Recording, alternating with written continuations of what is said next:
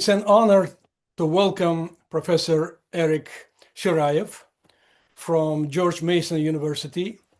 He's a very well-known scholar, researcher, author, editor, and he wrote more than 30 books. It's amazing. He's working in different areas, including international relations, political psychology, cross-cultural psychology, and some other areas. One of the research areas of Professor Shiraev is character assassination and reputation protection. So in a few minutes, we will start discussing this issue in a diplomatic context. But first, I'd like to ask you about your current research, your current works. I know that you established a lab, and would you please describe a little bit your current work? Well, thank you for having me, and just feel free to call me Eric. Just let's be informal and just a little bit Right. just off diplomatic protocol. Okay. So, Alisher, thank you so much. Call me Eric. It will be easier for All right. for everybody. Well, we established a lab. First of all, it was just crazy idea, and I thought would survive just maybe 6 months and 1 year. Mhm. With several colleagues of mine, some in US, some in Europe, with the idea of discussing basically well, how people in history, in politics, in diplomacy, how people use the words and images to character attack each other. Mm. And well, it's about insults, it's about derogatory remarks, it's about insinuations, about open criticism, but not for things they do. Like if you in business, you in politics, you do things, but Right. for people's characters, just for Mm. something that is seemingly unrelated to what they do in life. You can Mm. be a politician, you can be a diplomat, a writer, a dancer, a businesswoman, but well, your private life, your hobbies, your personality traits Mm. become targets of attacks, and these attacks are we well, it's probably common knowledge, can be really effective. So they Mm. ruin careers, they destroy reputations, they make people disappear, they cancel them, Right. and perhaps in some cases they change history, those character attacks. Mm. And at the same time, we found that certainly there are defenses, very few and very far between, but there are defenses. And there are certain things people can do to defend their reputations. Of course, we don't talk about villains who are guilty and definitely deserve to be, well, criticized and attacked. But we Mm. talk about basically people, well, just in many ways innocent. Many times there are insinuations and lies or exaggerations. Mm. And there are some means to defend ourselves and themselves, and therefore we try to figure out what kind of things people can do to defend themselves and to protect their reputations, Mm. if it's possible. And well, that's what we do. We do it for about 10 years. This year in 2026, we will be 10, and so we will celebrate by while doing something academic, of course, and practical, we hope. Interesting. Uh, that's very interesting. You know, Eric, sometimes I'm thinking about a paradox, which is, on the one hand, when we speak about diplomacy, it is about cooperation, it is about understanding, it is about coming together to a solution which would be good for all sides. So, and of course, you would expect that diplomats or those who are involved in diplomacy, they would do their best in order to show respect and understanding, goodwill, etc. But on the other hand, we know that in diplomacy, in history of diplomacy, or in current diplomacy, there are a lot of these character assassination or insult or disrespect. So it is quite interesting paradox for me. I was thinking about this issue myself, and I even wrote a small book about symbolic insult in diplomacy, which is specific. So a little hidden insult, but nevertheless, it is an insult. So, from your perspective, from character assassination, what would you say about the role of such an attack on character in diplomacy? Why it happens? Well, Alisher, to begin with, initially we talked about mostly domestic policies in U.S., in France, in Japan, South Korea, India. Right. But when, and honestly, this is when I wrote, when I read your book, when I read your book, I came across and just Oh, beside thank just you. you recommend, and it was eye-opening for us because we really thought that character attacks don't work in diplomacy because, yeah, as you said correctly, Right. diplomacy is about consensus fighting. It's about smoothing the edges. It's about well, soothing things. It's about kindness. It's about Right. finding solutions, right? Right. And yeah, basic and just the idea was no, it doesn't really work. But when you wrote your book and when I read it about well, the book about symbolic insult in politics, it's about history, it's about politics. It's really, really, really, really interesting, intriguing book. I recommend everybody. Oh, thank you. I we began to think and began collect cases in history. We do have graduate students who help us, and just we began just to go through the mining through history, and yeah, there are quite many cases in which those insults were quite effective. Either they were planned or not planned. So we come, and perhaps this is a common knowledge that, but I want to emphasize that every diplomat, every politician, um, even though they're diplomats and they're trained to do things right, at least from the standpoint of the government, they're human beings. And Right. they do have emotions. They do have good days and bad days. They can be frustrated by the other side or other sides. And those spontaneous things sometimes come out and so basically non-planned and well then they have to defend and somehow justify what they said or ignore, but those things can be spontaneous and Mhm. well it's a fact. It's a fact. One Khrushchev, the Soviet leader in 1950s, was a party leader of a Soviet Union Right. and then prime minister. When he made derogatory remarks about Mao Zedong, Mm. he shared these remarks with his advisors, with the Soviets, most with Russians Right. and some Ukrainians there, but with them. And it was leaked to Mao and mistranslated. Right. So Khrushchev called Mao old galosh, so like Right. old boot, but it was translated to Mao. Unfortunately, that Khrushchev called him a prostitute. It just some translation just paradoxes right there. And well, in this Mao was told Khrushchev called you a prostitute.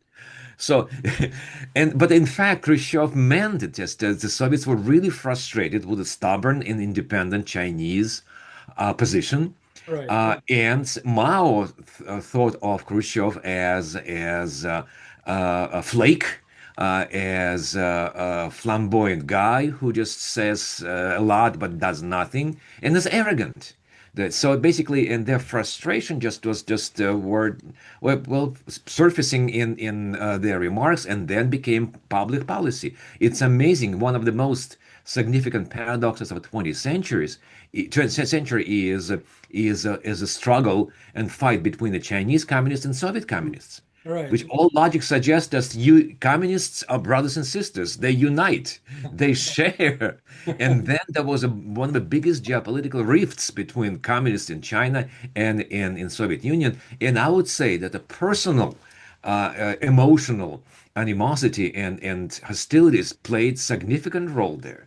We can talk about economic, Yeah. Right. ideological, but still just end up Yeah. with the Yeah. personal stuff. So Right. and it was not planned by Khrushchev, first of all, and then it was planned just because it was well part of a policy. And one of the Chinese marshals was screaming at Khrushchev, saying, "Hey, Khrushchev, you are a politician. You can say things. I'm a marshal. I can say things in your face. It was documented. Yeah, he was screaming, basically insulting Khrushchev. And that was not done for the public consumption, but it was just a side of their struggle. So, but there are many insults and character attacks. Or character attacks in the form of insults and in form of a smear, which are deliberately planned. Mm. Think about Right, right. famous or infamous speech by late Hugo Chavez in UN Mhm. when he was talking about former President George Bush Right, right, right. Jr.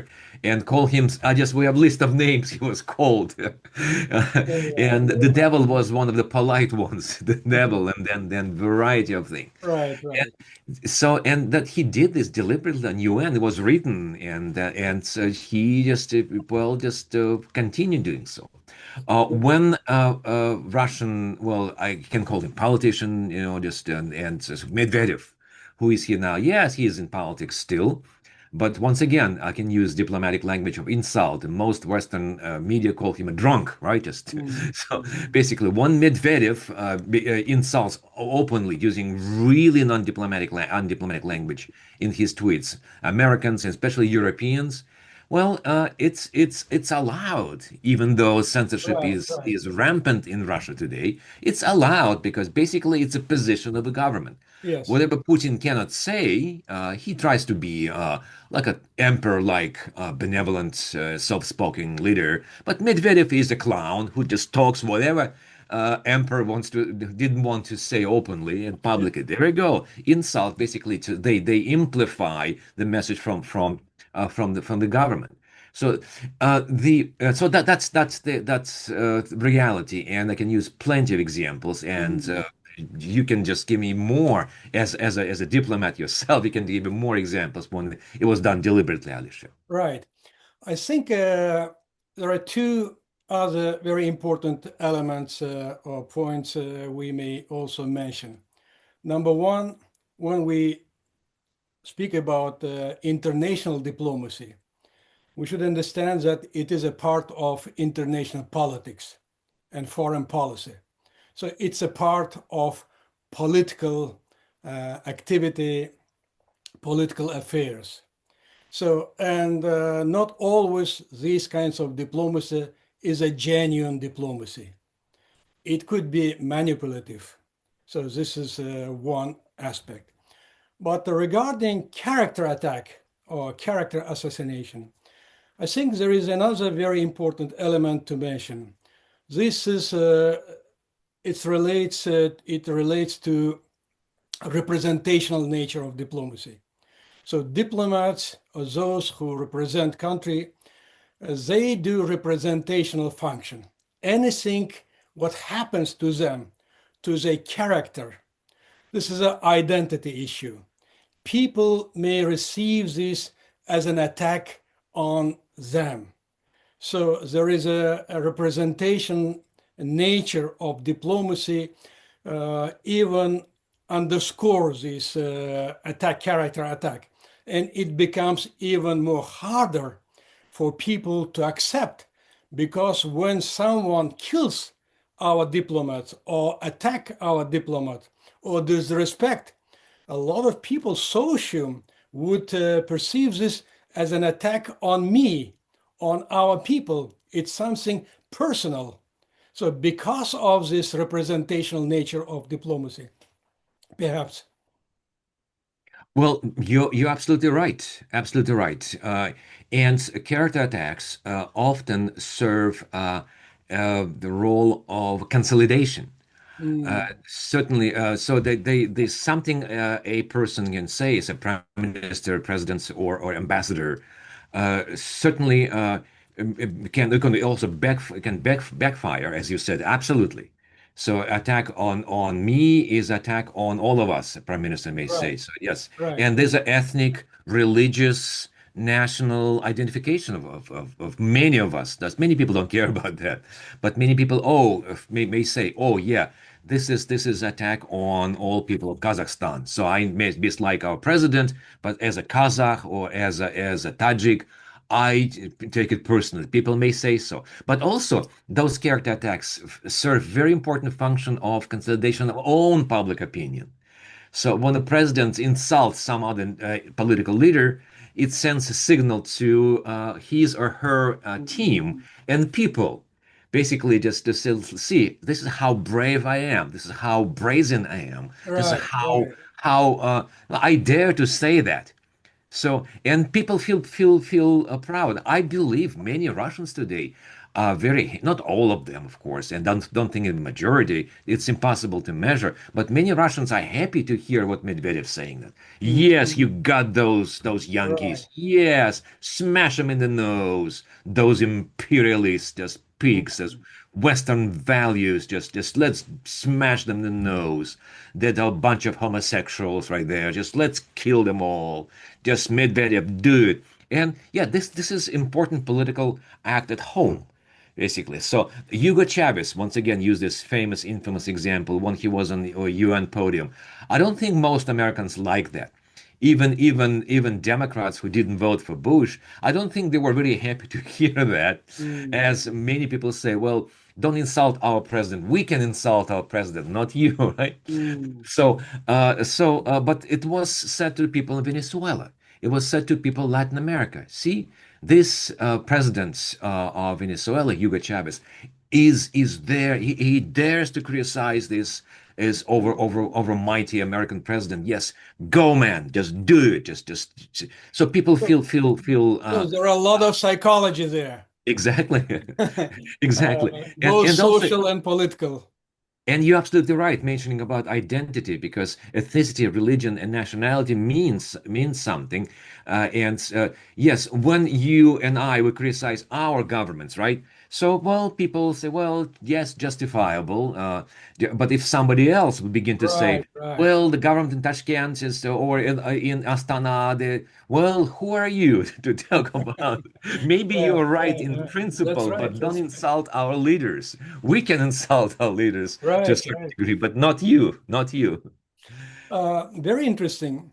You know, diplomacy, of course, has its own culture, diplomatic culture, which includes showing respect, nice words, social graces, all these kinds of nice behavior.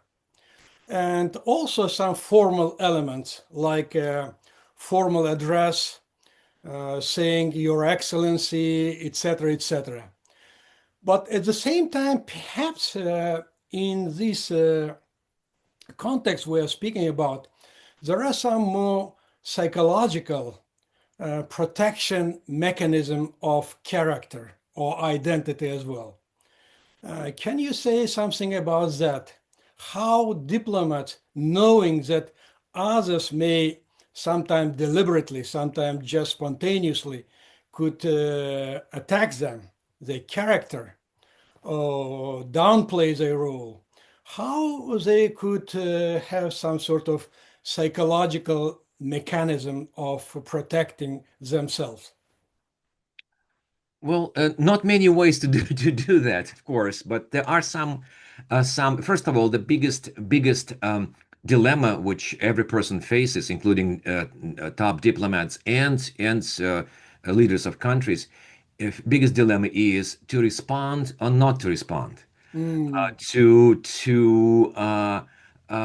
fight back or not to fight back. right, And certainly there's not one simple answer when and how. However, we do have number of we studied this criteria and a number of situations which allow us to suggest, well, in this case it was wise to respond. In this case was just not wise to respond. A simple example: not long ago, President Trump, United States, was hosting mayor-elect of New York right, who is known to be, he called himself a democratic social, basically socialist. right. Uh, and some report, and was in the White House. They were standing in the White House. Trump was sitting, and Mandami was standing Mhm. there, and they were talking. And some journalist asked a question, Mr. Trump, Mr. President, this mayor-elect called you a fascist Right. on numerous occasions. What would you say? And Trump said, "Oh, come on, you just don't have to respond. That's okay." See? And Mm. he diffused the situation right away. Right, right. Right away. That's Yeah. okay. That's okay. And it was maybe spontaneous. Maybe Trump just, as always, he said something and then it came out to be good, something fine. But this question was basically for some time was erased. All right. So the words of the words. If Trump would say, "Well, define fascism," and how dare you say it? Just you have to apologize.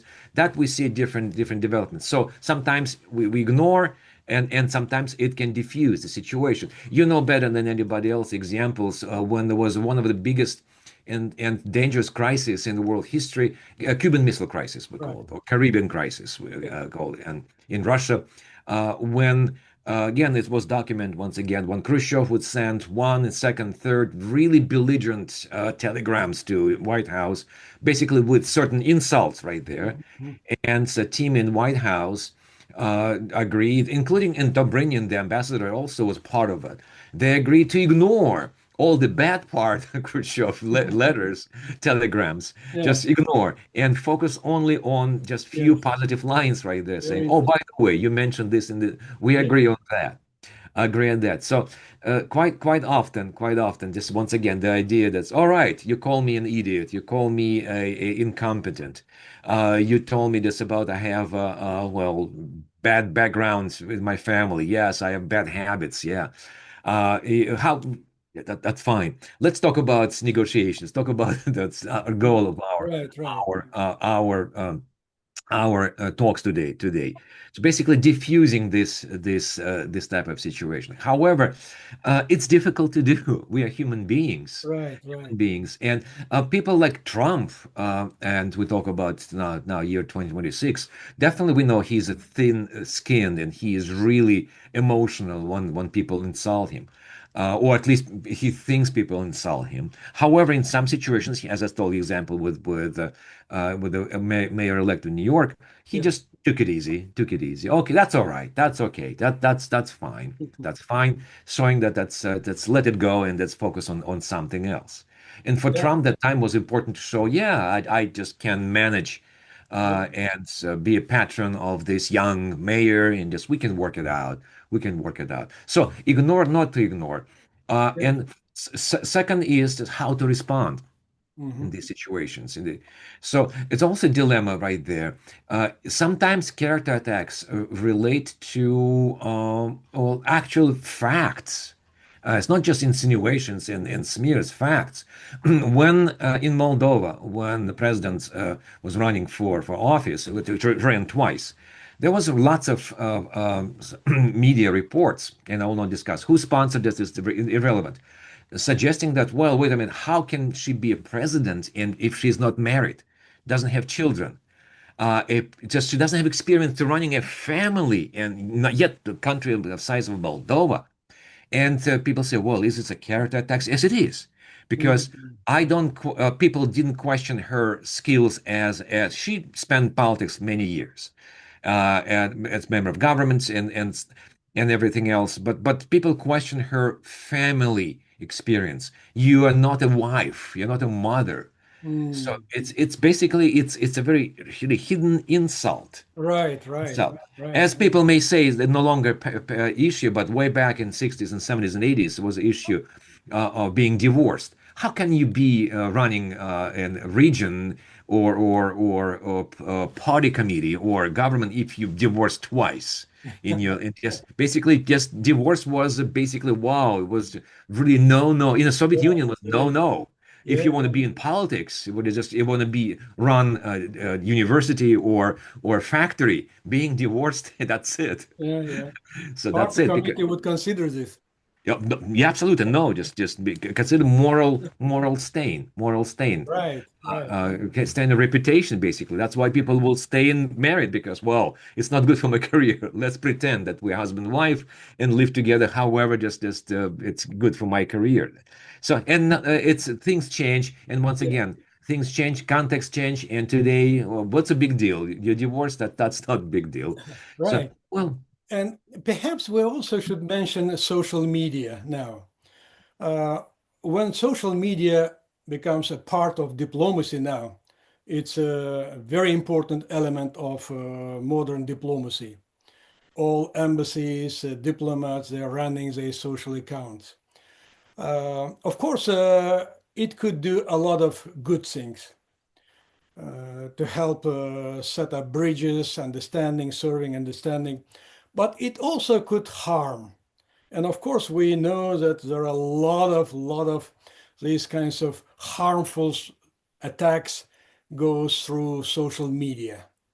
So, did you study the social media character attacks and also social media way of reputation management or reputation protection?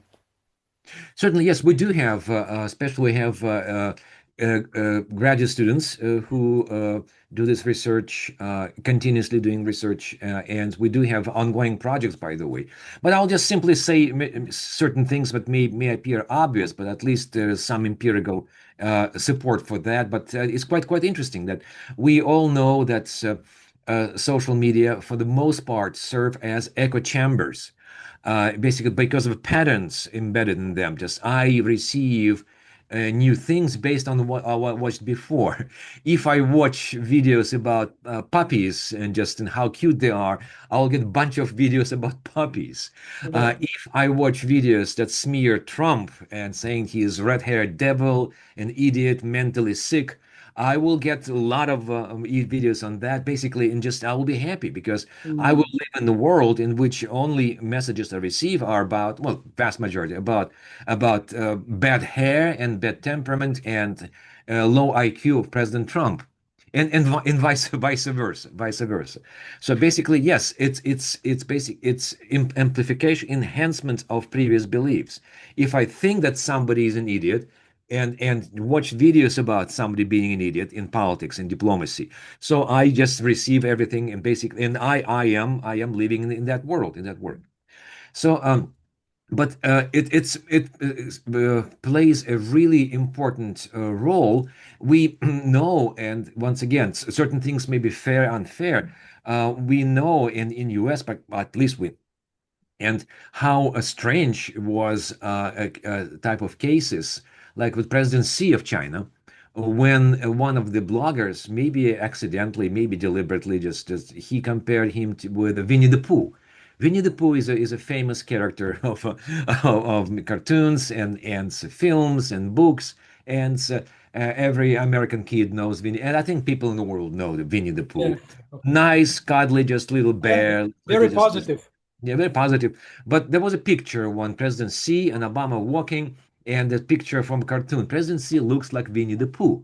Mm. And I don't know if President Vinny just he's a president of a country, he's a leader a very powerful country.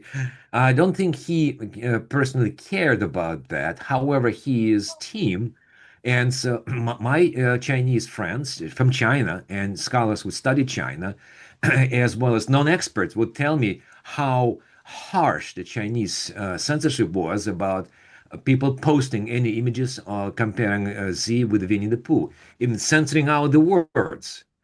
Why? Basically, sounds silly. Come on, it's actually not. Well, they didn't want to, feel the president was insulted, but I don't think it's a big deal. They simply don't want to see that this mockery of presidents will become widespread. So when you compare president to Winnie the Pooh, you kind of disrespect him, right? If you compare to a dragon, yes, fire breathing, wonderful. A bear with a knife, yes, with a bomb, yeah. But Winnie the Pooh, just Right. come on. So you diminish So the there is a importance of the cultural country. dimension of this. Yes, exactly. Well, how can you? He's a great president of a great country. We're number two economy in the world. So, and then Winnie the Pooh. So it's a cultural dimension. In US, it just people don't even notice. You can just say whatever you want about president. Just compare to the devil, Winnie the Pooh, the witch is very common. Witch in women, just really common comparison. All right, this is part of politics, but it's American culture. It's for centuries been that way. You may insult president within the limits, of course. Different rules in Britain, for example, royal family and use of race and sexuality. So it's more censorship in Britain, for example, and way more in other countries. So Russia and China, just India, perhaps. So different countries have different rules, and we understand we must respect the rules. But and also people perceive differently. So therefore, it can be instrument basically. Mockery is an instrument of consolidating public opinion against you or for you, for Right, you, right, for right. you. And so I Oh, know many people deliberately just will use Winnie the Pooh image just to very mock presidents. interesting. Others will avoid and say, "Don't dare disrespect our So president." it's a huge and very interesting and very challenging area of research, I see. So my last question about reputation. How would you approach reputation in diplomatic context? What would you say about reputation and reputation protection in diplomacy? Well, several things perhaps should um, most likely, well, the person has to have a good record to have a good reputation. What do you mean good record? It's also culture and politically relevant as Hmm. how people see these individuals and how they perceive possible outcome. You perhaps give me more examples that I can have. Uh, well, say personal connection, like a family connection to, say, president or prime minister, often work in diplomacy. In other words, I mean, Kushner is a son-in-law of Trump, and even though the peace purposes didn't have much of diplomatic knowledge in the past, the fact that he has an ear of president of the United States was important factor Right. improving a reputation. The person Direct knows something. access. Exactly. The wives of emperors and kings and presidents, prime ministers played significant role in negotiations. So in the past and today, family members, close friends. We know many examples when close in business and in art, individuals have ear of prime ministers and presidents. So, and they can be used as envoys or representatives to discuss others. So, having this knowledge about, oh, the person has some muscle and some mental strength to persuade a political leader. So this is one important thing. And if person doesn't have this clout, it will be difficult for him or her to somehow to negotiate or achieve something. Otherwise, it becomes a game. All right, we pretend that we have a good person with good character, and you pretend as well. So that's why just we continue and see what All happens. right. We see Could what you happens. give one or two some advice or suggestion how diplomats could protect their reputation? They probably for them the best thing to be is to be lesser known to others. If you don't have record of statements in the past, the flamboyant messages or some images being not really sober on a beach somewhere, well, I always tell my students who dream about being diplomacy, just be careful. It's not drug censorship; it's self-control. Don't, just if you think about your career, just you must understand that you're supposed to be neutral in so many ways. Unless you want to be in politics, unless you want to be a political leader, that's what you have to have personality. And I'm not saying that you don't have personality. You have personality. However, you must understand that your reputation is not who you are, is how people see you. Mm, People mm, see you. If mm. people know nothing about you, well, they will build reputation based on their facts and how they see you at this moment. But if you have a luggage, social media, statements you made in the past, it might affect Right. your perception of who So you are. it's a Because perceptual yeah, phenomenon. yeah, certainly. If I arrive, for example, in Dushanbe today or Tashkent or Astana, and so most people don't know about me, so I have no reputation right there. But if people say, "Oh, this is the guy who did this and that," now just in people's minds, people know something about me or about anybody else, and for that matter, coming from U.S., France, Russia, China. Well, on one hand, yes, for diplomats, I think it's important to be diplomatic, to be right there. So neutral in so many ways. Difficult thing to do, but it's very well, very difficult. Very For interesting. for people in politics, well, in this case, well, have your team advising you how to convert your reputation, good or bad, and convert it into something more meaningful. Ignore certain things, explain certain things to other side, make a statement. But also important to understand that certain we as individuals we reach certain limit of a bad reputation and become Teflon. We use the term Teflon. It's like a protection code. Mm. So people like Trump today, people like many others, and Putin in Russia, whatever criticism is there, we know that's who they are. Just if somebody says, "Well, Trump is unstable," yeah, we know. Or Trump has tendency to exaggerate. Yes, we know that. So it's not a character attack. It's maybe it is, but it's completely ineffective. We know so many things that people. Oh, we know Berlusconi, Prime Minister of Italy, he was a womanizer. Yeah, we know that. So if you reveal something new, so it's not news. So basically, becomes irrelevant. It's a paradox. So Mm. if you're having really bad reputation, in fact, will not hurt even further. We know the person is this and this and that, bad, bad, bad, bad. Well, that's it. It cannot be worse. Cannot be worse. Therefore, we have this individual. We know who she is, who he is. Therefore, we deal with that. But I don't advise to do that. I don't advise Yeah. doing that. Well, perhaps it would be nice, a good idea to introduce a special course in diplomatic academies, reputation building and reputation management. This is very important. Let's do it. Let's do it. Anyway, thank you so much. It was a very interesting, very absolutely in many ways, a new area of thinking and research. And thank you very much for your time and for your insights. Thank you for having me. Appreciate it. Thank you.